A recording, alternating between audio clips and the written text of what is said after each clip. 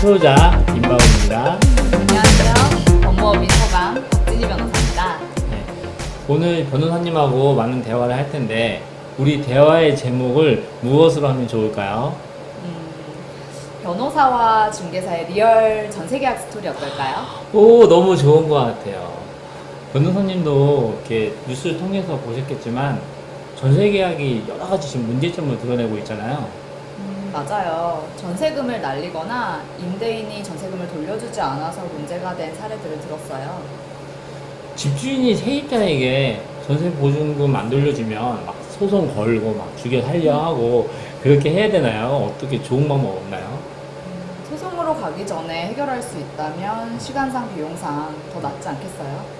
그렇죠. 소송보다는 잘 해결하는 그런 방법을 찾아야 되겠죠. 네, 맞아요. 소송 전에 여러 가지 방법이 있다고 했는데 뭐 어떤 방법이 있을까요? 내용 증명이라든지 내용 증명. 임차권 등기를 해놓는 방법 등이 있습니다. 내용 증명과 임차권 등기는 별도로 촬영을 해서 여러분들에게 정보를 드리도록 하겠습니다.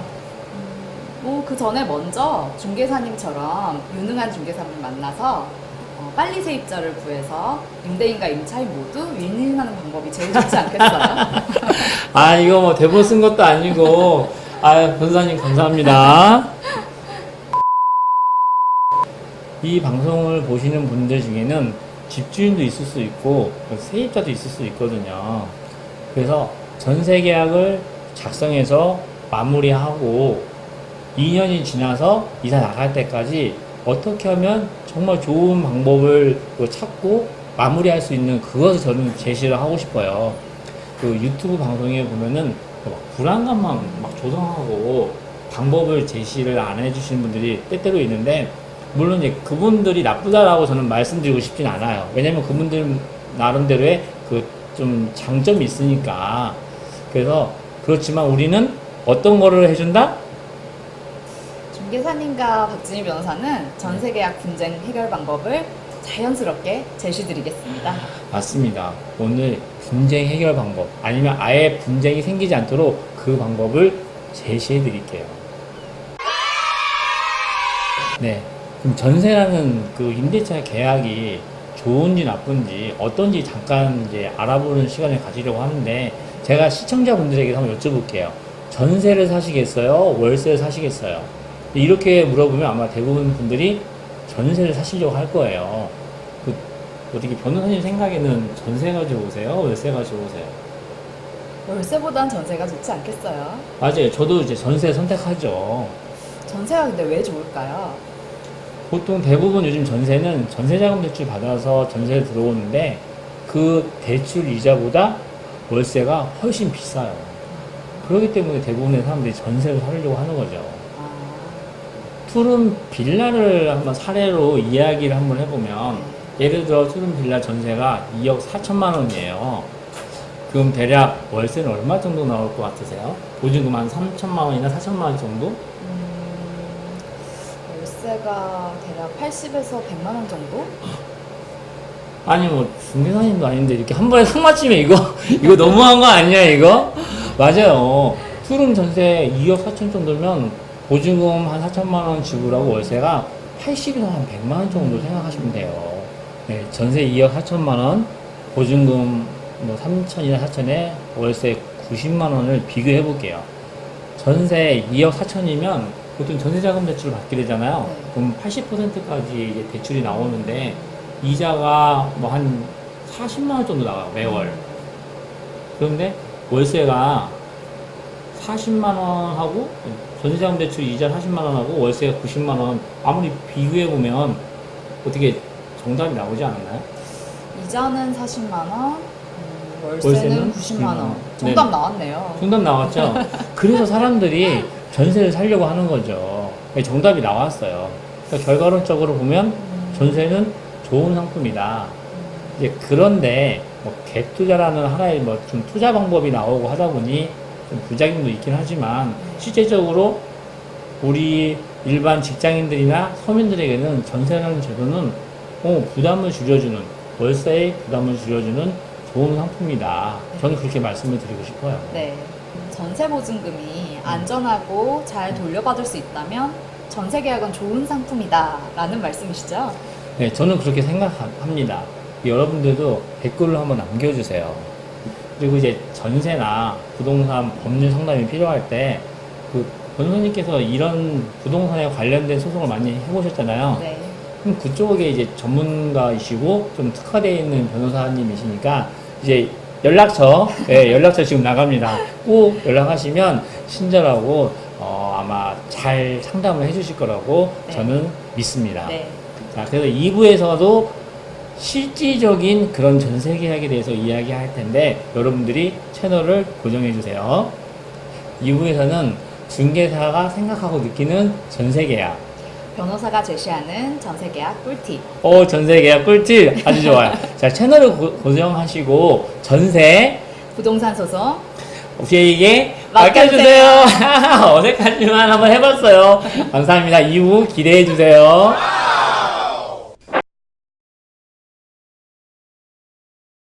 2부에서는 전세 계약에 대해서 좀 더 디테일하고 좀 상세하게 설명하는 시간을 가지려고 해요. 전세란 무엇일까? 저는 중개사니까 전세란 다소 높은 보증금을 지불하고 월세 낼 걱정 없이 살 수 있는 그런 좋은 임대 상품이다 라고 이렇게 설명을 드리고 싶어요. 변호사님은요? 중개사님 설명이 딱 맞네요. 네. 전세에는 민법상 전세 등기를 해놓는 물건으로서의 전세권이라는 의미도 있어요. 네. 그런데 우리가 일상적으로 체결하는 전세 계약은 보통 전세 등기 없는 임대차 계약을 의미하죠. 그죠. 전세 등기가 없죠. 임대 보증금과 월세를 받는 보통의 임대차 계약과는 다르게 좀 높은 전세 보증금을 주는 대신에 월세를 지급하지 않는 임대차라고 보면 되겠네요. 아, 설명이 정말 그 디테일하고 저하고는 레벨이 틀린 그런 설명이라고 생각이 들어요. 변호사님, 이 전세 보증금을 정말 안전하게 할 수 있는 그런 방법 없을까요? 확정일자, 음, 전입신고, 네. 그리고 실제로 거주해야 합니다. 그 중개사들도 확정일자에 대해서 잘 알고 있지만 법률 전문가로서 이제 확정일자란 무엇일까요? 임대차 계약을 체결한 날짜를 공식적으로 확인해준다는 의미로 계약서 여백에 도장을 받는 것을 의미합니다. 보통 동사무소나 등기소에 가서 받을 수 있고 대한민국 법원 인터넷 등기소 사이트에서도 받을 수 있어요. 아, 저는 민원24에서는 받을 수 있는 걸 좀 알고 있었는데 인터넷 등기 사이트에 가서도 받을 수 있다는 거는 저는 지금 처음 들었어요. 아, 제가 이렇게 부족해요. 아, 감사합니다. 일반적으로 전세들은 2년 계약을 하는데 만기가 돼서 집주인이 전세 보증금을 잘 반환해주면 문제가 없잖아요. 근데 대부분의 전세 임대인들, 전세를 내준 임대인 집주인들은 반환 능력이 없어요. 그 문제가 많이 되고 있는데 그러면 그거를 해결할 수 있는 좋은 방법은 없을까요? 전세금 반환을 받아야만 이사를 갈 수 있는 경우와 전세금을 당장 받지 않더라도 이사를 갈 수 있는 경우로 나누어서 해결책을 살펴봐야 합니다. 아, 이사를 나갈 때 전세금을 받아야만 이사할 수 있는 사례가 있고 받지 않아도 이사를 갈 수 있는 사례 두 가지가 있다는 말씀이시죠? 그렇죠. 그러면 그 두 가지를 가지고 한번 사례에 따라서 그 이야기를 한번 해주세요. 네. 우선 전세금을 반환받아야만 그 돈으로 이사를 갈 수 있는 경우를 한번 생각을 해보죠.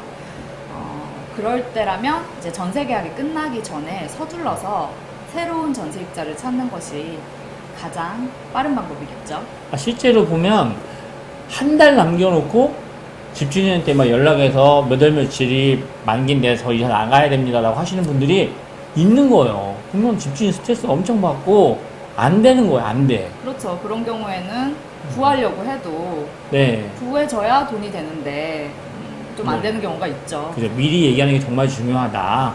그렇지만 여기 계신 유능하신 중개사님께 가면 해결이 되겠죠? 아유, 제가 실제로 열을 남겨놓고 네. 계약해서 해결한 사례도 있어요. 며칠 안 돼요. 어머, 빨리 찾아주셨구나. 네. 그러면 이제 그 다음엔 어떻게 해야 될까요? 그런데도 이제 영 세입자가 안 들어온다. 정말 안 들어오는 경우가 있을 수 있죠. 네. 그럴 때는 우선 내용 증명을 보내서 일종의 압박을 한번 해보시고 아, 내용 증명서. 네네. 그래도 전세금 반환이 안 된다 하면 임대인의 집에 가압류를 할 수 있습니다. 그러면 내 전세금을 안 돌려줬다고 해서 가압류를 할 수 있다? 일단 만기가 돼야겠죠? 아, 만기가 돼야 돼서 된다. 전세금 반환 채권이 생겼을 때 이제 가압류 신청을 해보는 겁니다. 아, 만기가 돼서 내가 이사를 나가지 않아도 그 가압류를 할 수 있나요? 네. 어쨌든 채권이 생긴 상태고 반환을 받아야만 하는 상황이기 때문에 채권의 실행으로서 할 수 있습니다. 그렇죠. 이제 만기가 일단 지나야 된다는 것을 꼭 잊지 마세요. 가압류의 경우에는 신속하게 진행이 되고 등기부에 가압류 등기가 되는 것만으로도 임대인에게는 압박이 될 수 있어요. 가압류 등기가 되면 이제 임대인은 새로 임차를 주려고 해도 약간 부담이 되겠죠. 네. 또 만약에 집을 매매하려고 해도 가압류 등기가 되어 있으면 쉽게 팔리지도 않고요. 그렇죠. 집주인 입장에서 전세금 반환 안 해줬다고 해서 가압류가 들어오면 제가 생각해도 집주인 중개사한테 엄청 전화 올 것 같은데요. 이거 어떻게 해야 되냐고. 그러면 저야 뭐 어떻게 하겠어요.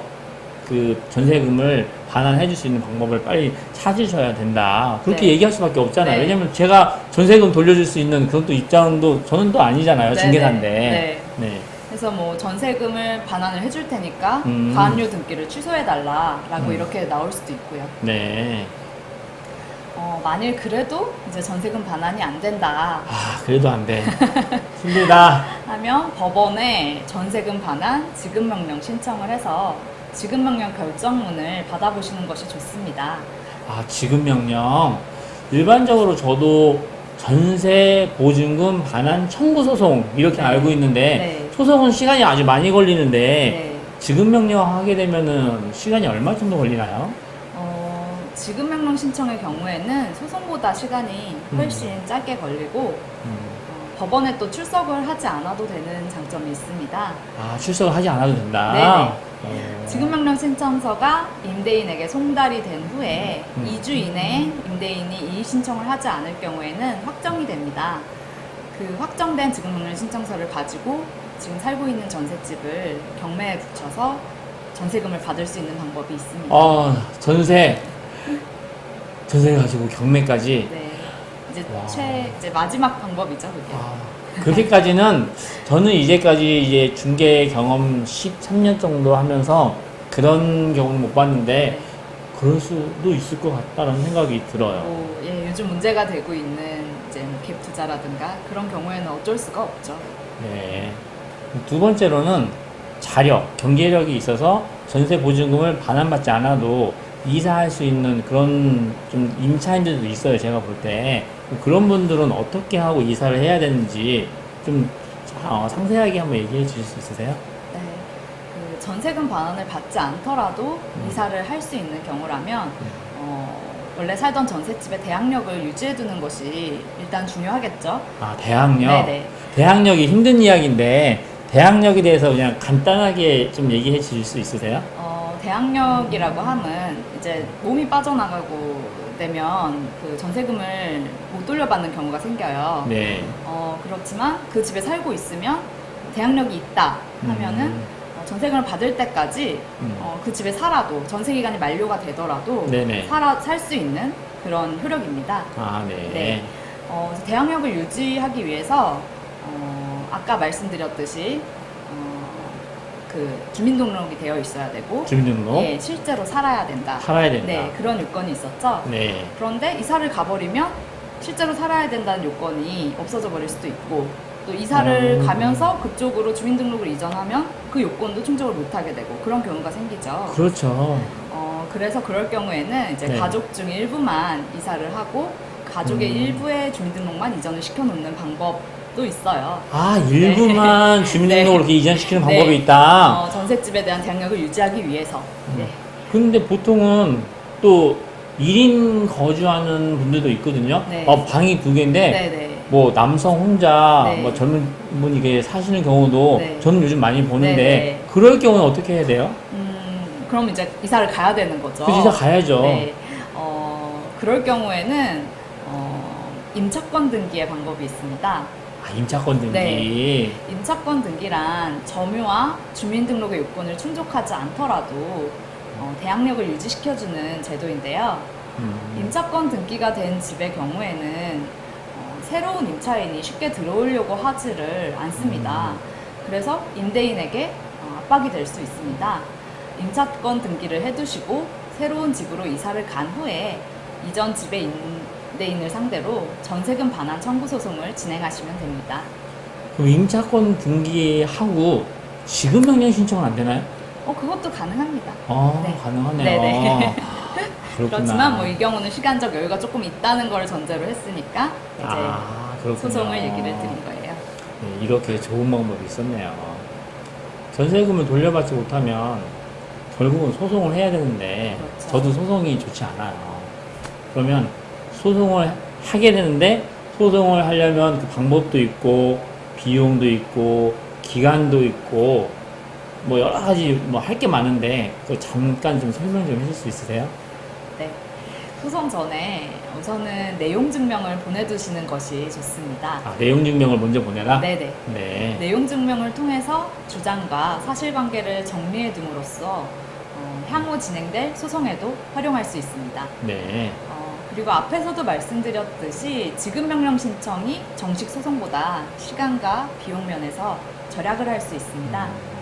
지급명령의 경우 법원에 출석할 필요가 없고 상대방이 이의만 하지 않는다면 2주 후에 확정이 될 수 있습니다. 비용은 대략 정식 소송의 5분의 1 정도입니다. 그러나 만약에 상대방이 이의를 하게 된다면 결국에는 정식 소송으로 넘어가게 되는데요. 어차피 임대인이 다툴 것 같다. 그런 상황이라면 굳이 지급명령 신청을 하지 않고 정식 소송을 진행하는 것이 더 나을 거예요.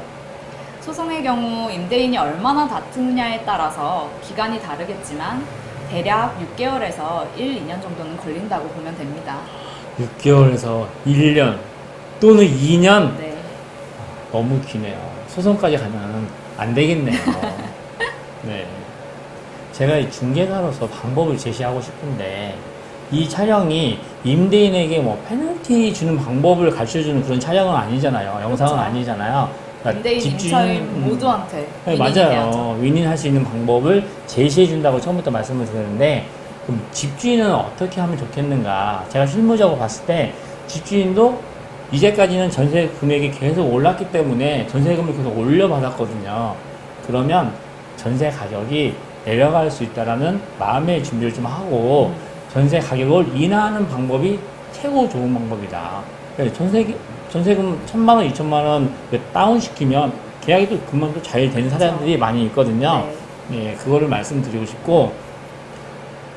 근데 이제 뭐 갭투자 하신 분들 이런 분들은 그렇게 다운시킬 수 있는 경제력이 또 없는 거예요. 저는 안타까워요. 네. 예, 어쩔 수 없겠죠. 네. 그 세입자는 변호사님도 말씀해 주셨지만 미리 한 3개월 전부터 네. 저는 예전에 6개월 전부터 제가 관리하는 건물 한 50세대를 다 돌릴 때 6개월 전부터 다 전화해가지고 네.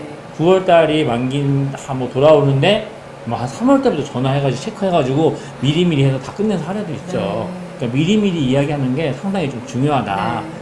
그리고 조금 더 부탁을 드리고 싶은 건 집을 깔끔하게 정리하고 잘 사용하면 다음 사람들도 그 집에 들어가고 싶잖아요. 그쵸. 실제로 막 신혼부부인데 집이 너무 깔끔하고 상당히 좋은 거예요. 그쵸. 무조건 돼요. 이런 사례들도 많이 있습니다. 저는 그것을 여러분들에게 제시하고 싶어요.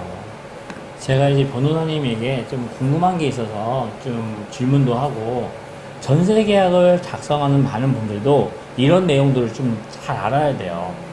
물론 중개사들 중에 꼼꼼하고 계약을 잘 하시는 분들은 이런 내용을 반드시 넣는데 이런 내용 안 넣고 계약하시는 중개사들도 저는 많이 봤거든요. 예를 들자면 중개 계약서를 작성하면서 특약란에 전세 같은 경우에는 저는 반드시 이런 문구를 넣어요. 임대인, 집주인은 계약 후에 임대 목적물에 권리의 하자를 발생시키지 않는다. 이걸 좀 더 쉽게 얘기하면 계약하고 나서 이제 대출 받고 이런 거 하지 않는다라는 것을 계약서에 명시를 해 놓는 거죠. 네. 또는 이제 그 부동산에 근저당 설정이 되어 있거나 뭔가 문제가 있어요. 그러면 그것을 반드시 해결한다라고 이제 특약란에다가 넣었죠. 네. 실제로 집주인이 안 하는 거예요. 아, 이거 집주인이 계약 위반이잖아요. 네네. 아니 계약서에 그런 문구 넣어서 반드시 하기로 도장 찍고 다 했는데도 안 하는 거예요.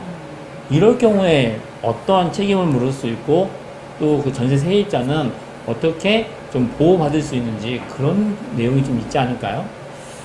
계약서에 기재된 경우라면 임대인에게는 뭐 근저당권을 말소하거나 뭐 가압류를 말소하거나 네네. 앞으로 뭐 그런 저당을 안 잡힐 네. 그런 계약상 중요한 의무가 있는 것이고, 있죠. 임차인은 만약에 임대인이 그 의무를 위반했다 하면 임대인의 계약상 의무 불이행을 이유로 임대차 계약을 해지하고 보증금을 돌려달라고 할 수 있습니다. 만일 이제 임대인이 보증금을 돌려주지 않는다면 앞에서 설명한 것과 같은 전세보증금 반환 소송을 제기할 필요성이 있겠죠. 임차인이 또 임대 목적물에 이미 뭐 인테리어를 하였거나 뭐 비용을 투자를 했다면 그 비용도 손해배상으로 청구할 수도 있고요. 아, 그렇죠. 여러 가지 이런 방법이 있는데, 저는 이제까지 그렇게 해본 경험은 솔직히 없거든요. 중개사님이 관리를 잘 하셔서 그런 게 아닐까요? 네, 맞습니다. 이렇게 전세계약 마무리까지 잘 해야 된다는 것을 저는 이야기하고 싶은 거죠. 그렇죠. 짧은 시간이지만 여러 이제 시청자들, 이 영상을 보시는 분들에게 네. 좋은 정보를 주려고 열심히 노력했잖아요. 혹시 뭐 추가로 또 뭐 할 이야기가 있을까요? 전세보증보험 얘기하셔야죠. 아, 전세보증보험.